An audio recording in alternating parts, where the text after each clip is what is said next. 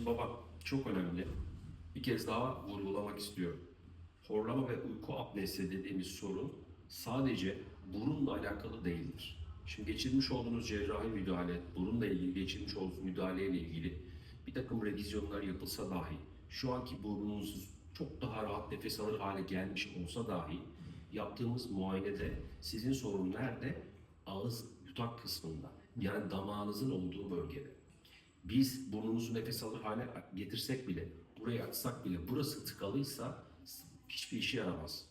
Bizim sizin horlamanızı ve beraberindeki uyku apnenizi düzeltmemiz için orta bölgeye de bir müdahale yapmamız lazım. Allah'tan dil kökünüz yani en alt kat iyi. Orta katta ne var? Bademcikler çok sarkık, küçük dil ve damakta bir de bizim o yan tarafta lateral faringel band dediğimiz duvarlar var. Onların tamamen temizlenmesi gerekiyor.